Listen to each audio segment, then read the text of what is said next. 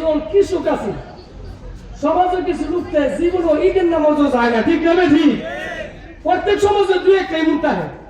তো মোল্লা বাড়ির ভাইয়া খানা সেরে কাছে বসে বিয়া, এখন ওয়াজ মাহফিল মাদ্রাসা দান করা তো কোনো জায়গায় যায় না।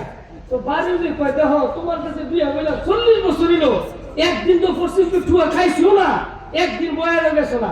আজকে যেহেতু হাসান চৌধুরী মাদ্রাসার মাহফিল এত কাছে, একটু বয়ানটা যাও না দিন। ভালো লাগে না দাদি, এখন আইসে বয়ান শুনতো। গরিব মানুষ একটা গাই বলে, এখন তো মনে করেন নৌকা নাই, নদীর এই পাশ থেকে মানুষ থেকে হাওলা করে করে নৌকলে আনন্দ লাগে।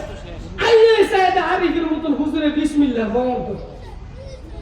এবার হুজুর বয়ান করতেছে, বিসমিল্লাহির রহমানির রহিম বলিয়া যদি চক্ষুটা বন্ধ করিয়া ইয়াকিন করিয়া যদি আল্লাহর উপরে ভরসা করিয়া পানির ভিতরে পাড়া দাও, আমার আল্লাহ তাআলা ওই নদীর উপর দিয়ে তোমার যাওয়ার ক্ষমতা দিয়ে দিব। কৃষকের একটু বয়ান মাত্র এইটা বলছে, পুণ্যের জায়গা কয় জায়গা। আরেক শ্রোতায় জিজ্ঞাসা বেড়া কই যাস, কয় পাইছি। বেড়া জীবন ভরা বয়ান করে পাইলাম না, 5 মিনিট বয়ান করে তুই কোস পাইছি, কি পাইছো দিয়া যা।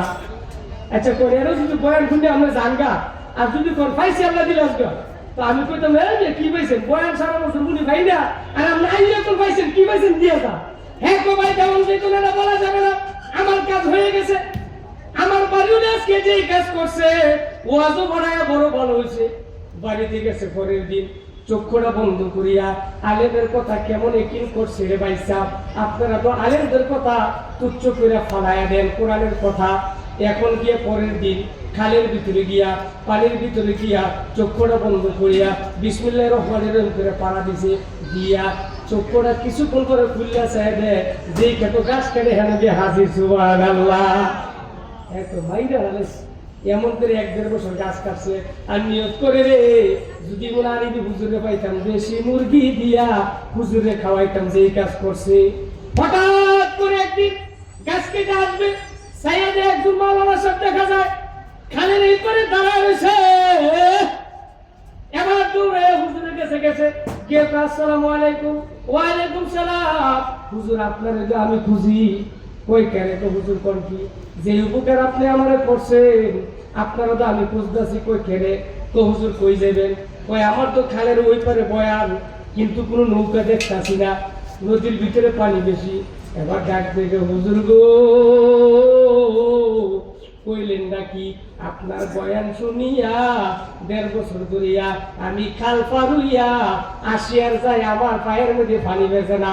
আপনি এত বড় মৌলবি হইয়া আপনার বয়ান শুনে আমি হেদায়েত পাইলাম, কিন্তু আপনি যে নৌকা বিচেন ব্যাপার কি?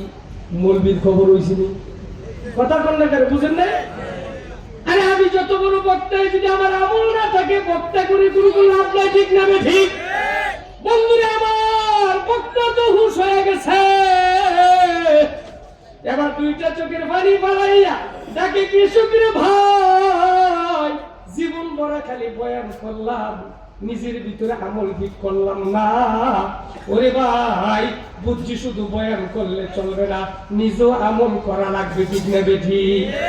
তাহলে বুঝা গেছে একিন করবেন কি করবেন না। একজন কৃষক যদি কোরআন সুন্নাহকে একিন করিয়া আলেমদের কথা একিন করে বিশ্বাস করিয়া পানির ভিতরে পাড়া দিয়ে যাইতে পারে, ওই কোরআন এখন আছে না নাই? জোরে বলেন আছে না নাই? তাইলে কোরআন সুন্নাহর কথা বিশ্বাস করবেন তো, আলেমদের কথা বিশ্বাস করবেন তো।